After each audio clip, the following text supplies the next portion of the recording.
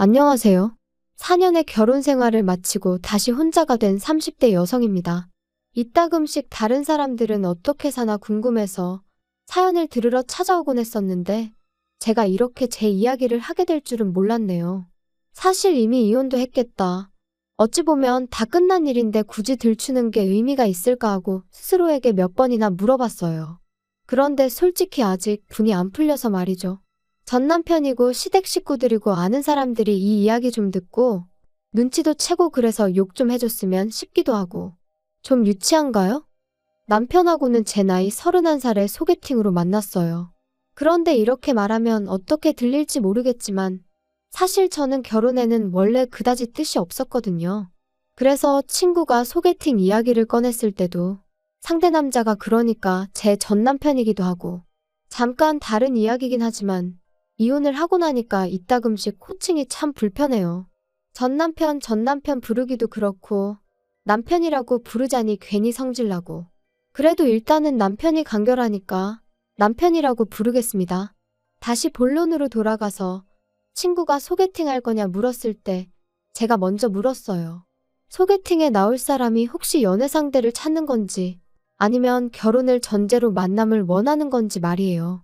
그런데 친구가 사람 앞날을 누가 장담할 수 있냐며 연애하다 헤어질 수도 있고 결혼할 수도 있고 그거야 아무도 모르지 그러대요. 하지만 저는 괜한 원망을 듣는 건 한 번이면 족하다 싶어서 그런 식이라면 차라리 나가지 않겠다 했습니다. 사실 저는 예전에 교제하던 남자와 헤어지는 과정에 있어서 온갖 막말을 들었던 적이 있어요. 저 때문에 자기가 시간 낭비, 돈 낭비를 했다면서 말이죠. 하지만 정말 억울했던 게 그 당시에도 저는 결혼에는 뜻이 없었고 남자도 분명히 알고 있었거든요. 그것도 연애 초반 때부터요. 하지만 남자가 말하길 사귀다 보면 제 생각이 달라질 줄 알았답니다. 자기가 잘해주면 생각을 고쳐먹을 줄 알았다나요? 어이가 없어서. 아무튼 그때 너무 질려버려서 이후로 결혼 생각이 요만큼이라도 있는 남자하곤 아예 얽히지 말아야겠다고 다짐을 했네요. 그런데 소개팅을 주선하는 친구가 중간에서 그렇게 애매하게 나오니 당연히 나가기가 싫었죠. 하지만 친구는 이미 제 사진을 상대 남자에게 보여줬고 그쪽에서 저를 너무 만나보고 싶어 한다며 나중엔 거의 사정을 하는데 제 다짐도 다짐이지만 친구를 더는 곤란하게 만들고 싶지가 않았습니다. 그래서 그럼 그냥 밥이나 한 끼 먹고 온다 생각하고 나갔다 오겠다니까 정말 고맙다고. 그래서 마침내 남편과 만나게 되었네요. 남편은 저와 마찬가지로 회사를 다니는 평범한 직장인이었어요. 특출난 매력은 없었지만 대화를 나눠보니 사람 성격이 전반적으로 둥글둥글하고 모난 구석이 없었죠. 가끔 실없는 농담을 던지는 게 조금 거슬리긴 했지만 그것도 알고 보니 어떻게든 저랑 좀 더 같이 있으려고 나름대로 한 노력이었다는 걸 알게 되었을 땐 좀 감동이기도 했고. 하지만 몇 번 대화를 나눠보니 남편은 나이가 나이였던 만큼 역시나 결혼 상대를 찾고 있다는 걸 알게 되었고 저는 그게 아니었잖아요. 그래서 결국 그렇게 두어 달쯤 만남을 이어가다가 제가 이쯤에서 그만 만나자 했어요. 계속 만나봤자 서로한테 좋을 게 없을 것 같다고요. 그런데 남편이 저한테 도대체 왜 결혼의 뜻이 없냐는 거예요. 그래서 저도 솔직하게 털어놓았어요. 평범한 가정에서 사랑을 많이 받고 자랐지만 어째서인지 나는 좋은 부모가 될 자신은 없다. 그래서 아이 생각이 없다. 그리고 아이를 키울 것도 아닌데 굳이 결혼을 해야 하나 싶다. 뭐 대충 이렇게 얘기했던 것 같아요. 그런데 한참을 듣고 있던 남편이 자기도 솔직히 말하겠다더니 자기는 아이를 못 갖는답니다. 20대 때 사고를 당해서 아이를 가질 수 없게 되었다고요. 그러면서 그러니까 오히려 잘 되지 않았냐고. 우리 둘 다 서로만 바라보고 살면 된다 하는데. 솔직히 친정에서는 제가 하루빨리 좋은 사람을 만나 시집을 가기를 바라셨어요. 짐작컨대 저희 부모님도 일단 어떻게든 제가 시집부터 가면 가서 살다 보면 마음이 바뀌지 않겠나 싶으셨던 거겠죠. 그리고 자식된 도리로서 죄송스러웠던 것도 사실이에요. 그러니 이런저런 상황을 고려해봤을 때 남편하고 결혼해도 괜찮겠다 싶대요. 친정부모님께는 죄송하지만 남편의 불임 문제는 나중에 천천히 말씀드릴 생각이었고요. 결혼 생각이 없었던 저였지만 막상 결혼을 하겠다고 마음을 먹으니 그래도 아예 아무것도 안 따질 수는 없더라고요. 특히나 일찍이 시집간 사촌 언니가 1년 만에 10kg 가까이 살이 빠질 만큼 시집살이로 마음고생하는 걸 듣고 봤던지라 나름대로 시댁에 대해서 최소한의 기준은 둘 수밖에 없었죠. 그리고 처음에 인사를 드리러 갔던 날 저더러 고맙다며 눈물을 흘리시는 걸 보고는 막연히 마음이 여리신 분들이구나. 그러니 좋은 분들일 거라고 생각하게 됐던 것 같아요. 물론 지금은 섣불리 판단했던 제 자신이 한심할 뿐이지만 아무튼 그리고 경제적인 부분은 저희 친정이랑 비슷했어요. 그래서 한동안은 여러 가지로 좋은 시댁을 만났다고 생각했습니다. 남편보다 3살 많은 형, 그러니까 아주버님이 이혼을 하기 전까지는요. 저희 부부가 결혼한 지 1년쯤 되었을 때 아주버님과 형님이 이혼을 하셨어요. 시댁 식구들 사이에서는 이혼의 원인이 형님한테 있다고 했지만 저는 솔직히 두 사람 모두 문제가 있다고 생각했죠.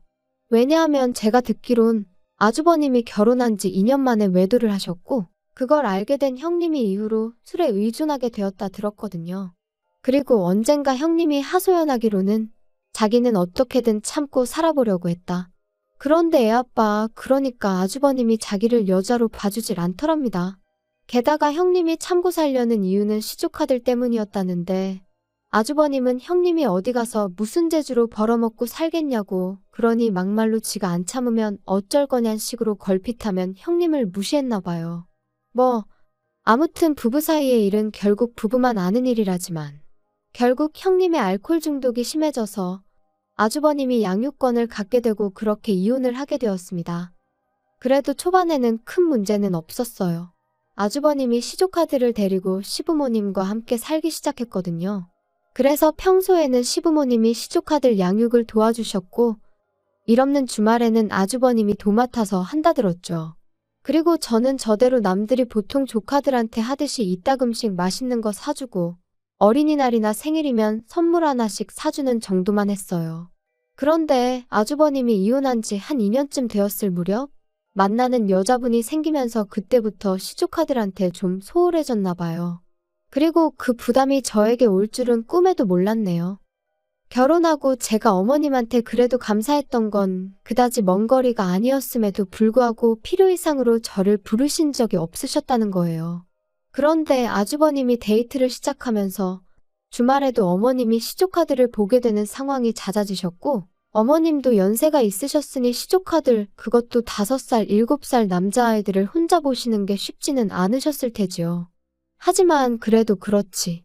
언젠가부터 하루가 멀다 하고 저를 부르기 시작하셨습니다. 퇴근했니? 뭐하니? 애들이 작은엄마 보고 싶다고 난리네. 그리고 저도 처음에는 그래. 어머님 말동무도 해드릴 겸 좀 도와드리고 오자고 좋은 마음으로 시댁에 들리곤 했었거든요. 거짓말이 아니라 평일에 한두 번, 주말에 한 번, 그렇게 한 3달 가까이를요. 그런데 저도 사람이다 보니 결국 지치더라고요. 특히나 하도 저녁만이라도 먹고 가라셔서 가면 아주버님이 귀가할 때까지 저를 못 가게 하셨는데 창살 없는 감옥이 바로 이런 건가 싶었죠. 그뿐만이 아니었습니다. 시조카들한테는 계속해서 작은엄마가 와서 너무 좋지? 작은엄마랑 같이 하니까 너무 좋지? 작은엄마랑 다음엔 어디 가자고 할까? 이게 겪어보지 않은 사람은 이해가 안 될 수도 있는데 정말이지 너무 부담스럽고 나중엔 그냥 뭐라고 표현을 할 수가 없어요. 말 그대로 정말 미치겠더라고요. 심지어 한 번은 새벽 2시인가? 큰애가 아프다면서 일을 어쩌면 좋으냐고 저한테 전화를 하셨습니다. 남편도 아니고 저한테 말이죠. 그래서 제가 아주버님은 어디 계시냐니까 아주버님은 애인이랑 캠핑 갔다고. 너무 열받아서 그 전화 그대로 남편한테 넘겼어요. 그랬더니 나중에 어머님이 말씀하시길 큰애가 그러더랍니다. 작은엄마랑 병원에 같이 가면 나을 것 같았다고요. 물론 저는 지금도 큰애가 그런 말을 했을 거라고는 믿지 않지만요. 아무튼 이러한 일들이 반복되고 저는 도무지 참을 수가 없었습니다. 그래서 남편에게 어머님한테든 아주버님한테든 확실히 이야기를 좀 해줘. 왜 자꾸 나한테 뭘 기대하시는지 모르겠네. 좀 이해 좀 해줘라. 어머니 입장에선 며느리라고 너 하나니까 그렇지. 그리고 솔직히 한 가족인데 서로 좀 도와가며 지내야지. 어떻게 딱 선을 그냐? 게다가 생각을 좀 해봐. 형이 일단 그 여자랑 빨리 결혼을 해야 너도 우리 어머니도 자유의 몸이 되는 거야. 그러려면 협조를 좀 해줘야지. 두 사람이 결혼해서 내가 자유의 몸이 되기 전에 화병으로 죽을 것 같다니까. 야, 무슨 말 같지도 않은 소리를 하냐 너는? 솔직히 어머니랑 비교하면 네가 뭘 얼마나 했다고 그러냐. 고생은 우리 어머니가 다 하고 계시지. 지금 그게 할 소리야? 너무 빡빡하게 따지지 마라 좀. 이 집안의 여자라곤 어머님하고 너하고 둘뿐인데 어쩌겠냐 그럼. 자기가 대신 사과한다. 미안하다. 너 정말 고생한다. 그런 인사까지는 기대하지도 않았어요. 하지만 적어도 남편이 그토록 뻔뻔하게 아나무인으로 나올 줄은 꿈에도 상상하지 못했죠. 그리고 덕분에 그나마 마음 한켠에 있던, 그래도 내가 작은 엄마인데 이 정도는 하는 게 맞나 하는 그 찜찜함도 전부 날아가 버리대요. 게다가 이렇게 다투고 얼마 지나지 않아 어머님 생신이셨어요. 그래서 온 가족이 모였는데 아주버님 재혼 이야기가 나왔습니다. 그런데 듣자 하니 아주버님 애인이란 사람이 시조카들 때문에 재혼하기를 망설인다는 거예요. 그쪽은 초혼이라서 부모 반대가 완강하다면서 말이에요. 그러니까 이번엔 어머님뿐만 아니라 아버님까지 저를 힐끗힐끗 바라보시면서 애들 거취 문제야 뭐 가족 간에 상의를 해서 차차 방법을 찾아보면 된다 하시는데, 아니 멀쩡히 애 아빠가 살아있는데 무슨 애들 거취 문제를 가족 간에 상의를 한다는 건지, 그리고 나는 왜 자꾸 쳐다보시는 건지 이래저래 너무 짜증이 나더라고요. 게다가 그 와중에 아주버님은 저랑 눈이 마주치니까 어이없게도 윙크를 하면서 재수씨 잘 좀 부탁해요 이러는데, 순간 욱해서 뭘 부탁하냐 했습니다. 부탁하지 마시라고, 궁금하지도 않고 알고 싶지도 않다면서요. 그리고는 도무지 끓어오르는 화를 참을 수가 없어서 뒤도 안 돌아보고 그냥 제 핸드백이랑 차키만 챙겨서 식당에서 나왔거든요. 그랬더니 남편이 쫓아나와서는 너는 좋은 날 꼭 이렇게까지 해야겠냐?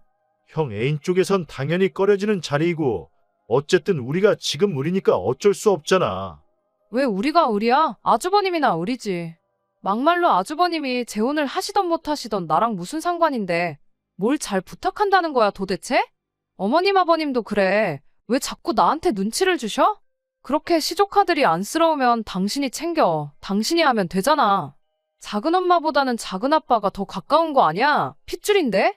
막말로 어머님이 시조카들 문제로 당신한테 한 번이라도 전화한 적 있으셔?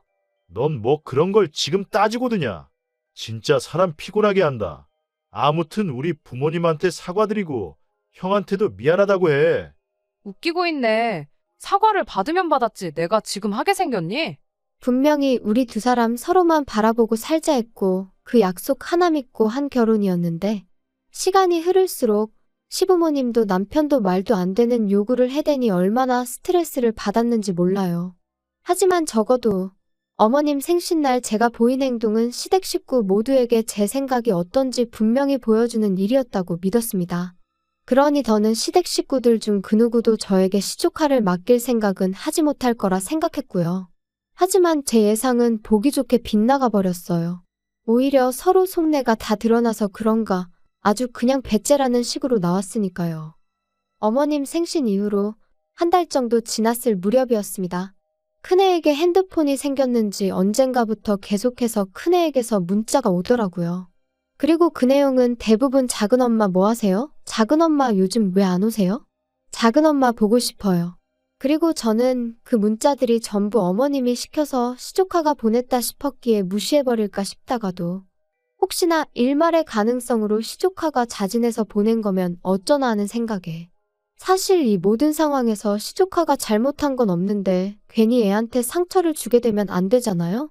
정말이지 문자 하나가 올 때마다 온종일 이런저런 생각과 고민으로 얼마나 마음이 갑갑했는지 몰라요. 그리고 정말 이렇게 살다간 내가 어떻게 될지도 모르겠다는 생각에 결국 시조카에게 앞으로 작은엄마에게 하고 싶은 이야기가 있으면 작은아빠한테 하라고 했네요. 그러면 작은아빠가 작은엄마한테 전해줄 거라면서 말이죠. 그런데 황당한 건 그 이후로 시조카가 남편에게 문자를 하는 일은 단 한 번도 없었습니다. 이것도 나중에 어머님 말씀으로는 시조카가 단단히 상처를 받아서 안 한 거라는데, 그 내막을 솔직히 누가 알겠어요? 제가 그것까지 배려할 수는 없는 노릇이었고요. 그리고 이제 정말 상황이 어느 정도 정리가 되었구나 싶었던 때였습니다. 3달 가까운 시간 동안 어머님은 저에게 오라가라 말씀하지 않으셨으니 저도 어느새 한결 홀가분한 마음으로 일상을 보내고 있었죠. 남편하고의 관계는 예전만 못했지만 적어도 부딪히는 일은 거의 없었고요. 그런데 평소처럼 야근을 하고 집에 도착해 현관을 여는데 저는 순간 제가 남의 집에 잘못 들어온 줄 알았어요. 왜냐면 현관에는 아이들 신발이 놓여 있었고 늦은 시간이었는데도 TV 소리가 흘러나오고 있었으니까요. 하지만 이내 저는 그 아이들이 바로 시조카들이라는 걸 알게 되었습니다. 황당해서 남편에게 이게 다 무슨 일이야? 쟤들이 여기 왜 와 있어? 어머니 허리 디스크가 터져서 이제 쟤들 못 보신대. 정말이야? 그럼 일단 병원부터 모시고 가봐야 되는 거 아니야? 아, 뭐 병원은 알아서 가시겠다니까 신경 쓸 거 없고. 걱정이네. 아니 근데 그렇다고 해도 왜 쟤들이 우리 집에 있어?